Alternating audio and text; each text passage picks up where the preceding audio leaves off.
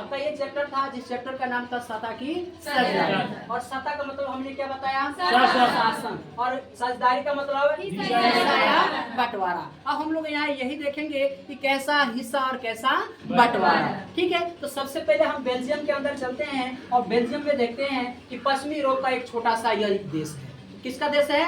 पश्चिमी यूरोप का एक छोटा सा देश है। ठीक है, ये किससे छोटा है? हरियाणा से भी छोटा है। किससे छोटा है? हरियाणा से भी छोटा है। उसके बाद से बेल्जियम के अंदर चलते हैं और बेल्जियम के अंदर देखेंगे कि कौन कौन सा भाषाएं बोली जाती है। ठीक है, तो यहाँ पे हमने बताया कि फ्लेमिश भाषा। कौन सी भाषा? फ्लेमिश लोग। कौन से लोग निवास करते हैं? फ्लेमिश लोग। कौन सा भाषा का प्रयोग करते हैं? डच भाषा का। कौन सा भाषा का? डच भाषा का। कितने परसेंट प्रयोग करते हैं? 60%। ठीक है, उसके बाद से फ्रेंच भाषा का प्रयोग कितना परसेंट होता है? 40%। कितना परसेंट होता है? 40%। जर्मन भाषा का प्रयोग कितना परसेंट? 1%। अब ध्यान दीजिए, आपने देखा बेल्जियम के अंदर प्रयोग होने वाली भाषाएं कितना परसेंट प्रयोग हो रहा था। ठीक है, उसके बाद से हम चलते हैं आपको लेकर के बेल्जियम के राजधानी के अंदर। बेल्जियम की राजधानी कहाँ है? ब्रुसेल्स। कहाँ है? ब्रुसेल्स। वहाँ पे देखेंगे तो सबसे अधिक बोली जाने वाली जो भाषा है वह है फ्रेंच भाषा। कौन सी भाषा? फ्रेंच भाषा। जो कितने परसेंट बोला जाता है?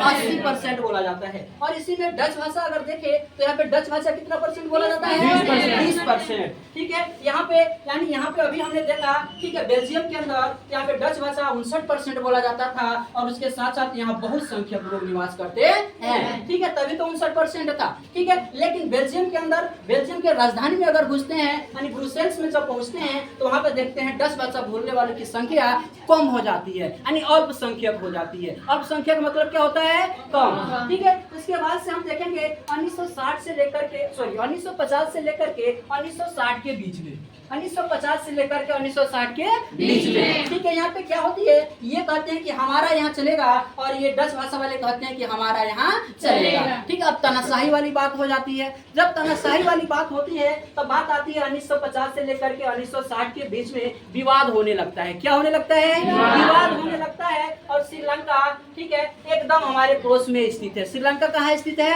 हमारे पड़ोस में स्थित है। ठीक है, वो भारत के दक्षिणी भाग में। कहाँ पे स्थित है? भारत के दक्षिणी भाग में जो हिंद महासागर है उसी हिंद महासागर के पास ये श्रीलंका स्थित है। ठीक है, उसके बाद से देखेंगे कि श्रीलंका के अंदर कौन कौन सी भाषा बोली जाती है। श्रीलंका के अंदर कौन कौन सी भाषा बोली जाती है? तो सबसे पहले यहाँ बोली जाती है सहेली भाषा। कौन सी भाषा? सहेली भाषा। ठीक है, उसके बाद से बोली जाती है तमिल भाषा। कौन सी भाषा? तमिल भाषा। उसके बाद से बोली जाती है भारतवासीय तमिल। कौन सी भाषा? भारतवासीय तमिल। उसके बाद से यहाँ पे कौन से लोग निवास करते हैं? मुसलमान लोग भी निवास करते हैं। अब आपको बात आती है सहेली भाषा वाले जो लोग थे वो कौन से धर्म के लोग थे? बौद्ध धर्म के लोग थे। कौन से धर्म से थे? बौद्ध धर्म के लोग थे। तमिल भाषा बोलने वाले आप जानते ही हैं। ठीक है, और भारतवासी तमिल यानी भारतवासी तमिल का मतलब हुआ कि भारत के जो लोग हैं वो जाकर के श्रीलंका में बसे हुए थे और श्रीलंका में बसे हुए थे तो कौन सा भाषा का प्रयोग करते थे?